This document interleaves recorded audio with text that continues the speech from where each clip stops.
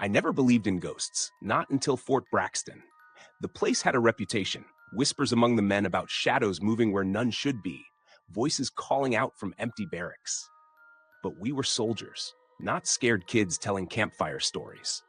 That was until November. It was a routine patrol, just me and Private Holloway. The power had gone out across the entire base, a full blackout. Command chalked it up to faulty wiring, but the darkness felt wrong, thicker, heavier. We moved through the barracks, flashlights flickering as if the batteries were draining too fast. Then we heard it, a voice. Not over the radio, not from another patrol. A whisper right between us. "Help me." Holloway swung his rifle around. "Who's there?" His voice wavered. I had never heard him afraid before. Silence. Then footsteps, slow, dragging like boots scraping against concrete. They came from the hallway, just past our light's reach. "Show yourself," I called, stepping forward. The footsteps stopped. Then the lights, every single emergency bulb in the hall, flared to life, revealing a figure standing at the far end. It was a soldier, but something was wrong. His uniform was old, outdated by decades. His face was pale, his eyes black voids swallowing the dim red glow of the emergency lights. Before I could react, Holloway fired. The shot rang out, but the figure didn't flinch. Instead, he twitched, his head jerking unnaturally, and then he moved. Not ran, not walked, shifted. 1 second, he was at the end of the hallway. The next, he was inches from my face. I fell backwards, scrambling, the cold overwhelming. Holloway screamed, his body stiffening like something unseen had grabbed him. His rifle clattered to the floor, his breath ragged and fast, then cut off completely. I reached for him, but something pulled him away. He disappeared into the darkness, his scream echoing, warping, turning into something inhuman. I ran. Bursting through the barracks door, I sprinted toward the command building. The power was still out. Radios were dead. The entire base was silent. Then, one by one, the lights flickered back on. The hum of generators returned. Soldiers emerged from their quarters, confused. No one had heard the gunfire. No one had heard the screams. And Holloway was gone. His bunk untouched, his belongings in place, like he had never existed. I checked the security footage, desperate for proof. The hallway camera showed nothing. Just me, alone, screaming at empty air. I put in a request for reassignment the next day. Fort Braxton wasn't haunted. It was something worse. And whatever took Holloway, it's still there, waiting.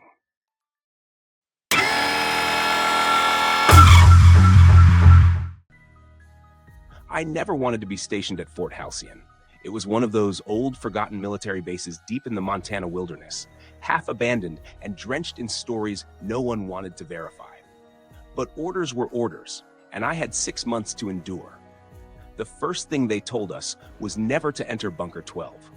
It stood on the far side of the base, sealed with rusted chains, its concrete walls scarred by something more than time. They said it had been decommissioned in the 80s after an incident, but no one ever explained what that meant. One night during a power failure, I drew the short straw to check the generators. I grabbed my flashlight and stepped out into the freezing wind. The darkness felt thicker here, unnatural. As I approached the generator shed, I noticed something wrong.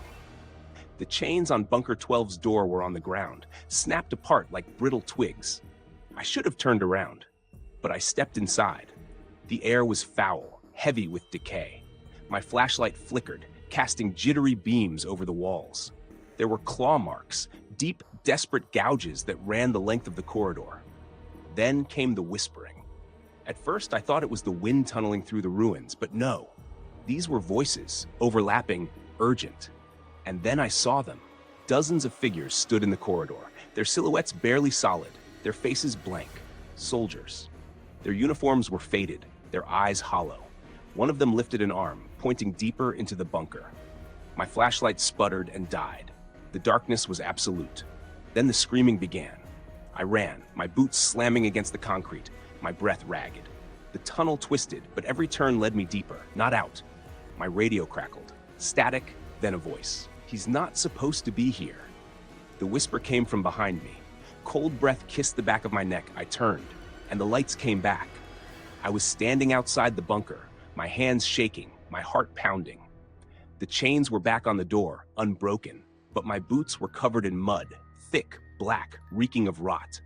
The next morning, I asked my commanding officer about Bunker 12. He stared at me for a long time before answering. There is no Bunker 12. I never spoke of it again. But at night, when the power flickers, I hear them whispering, and I know they're still there.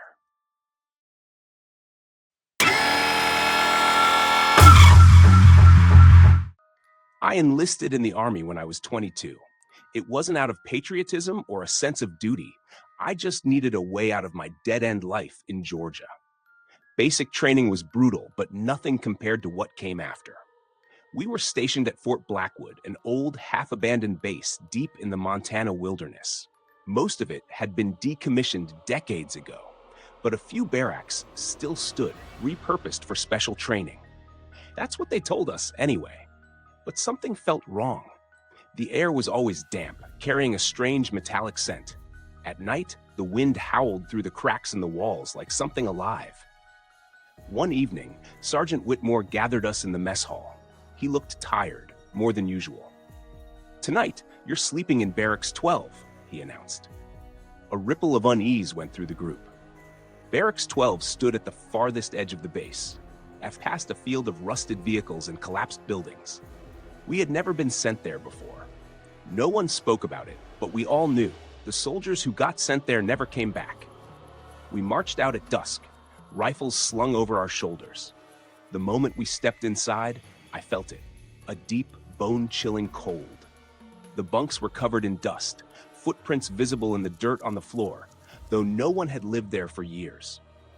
I caught Corporal Jensen glancing around, eyes darting like he was expecting something. Lights out came, but no one slept. Hours passed in silence until Private Miller let out a low whisper. "Do you hear that?" A soft tapping echoed from the far end of the barracks, slow, deliberate. It moved along the wooden walls, stopping behind each bunk. Tap, tap, tap. I gripped my rifle, heart pounding. Then the whisper started. Low, hushed voices, speaking in a language I didn't recognize. I turned to Jensen, but he was staring straight ahead, his mouth moving wordlessly.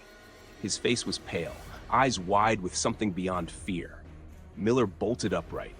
"Screw this. I'm getting out." He rushed for the door, but the moment he touched it, every single bunk in the barracks shook violently. The windows rattled. The tapping turned into frantic pounding, as if something trapped inside the walls was trying to claw its way out. Then the screaming began. It came from the bunks, from inside them.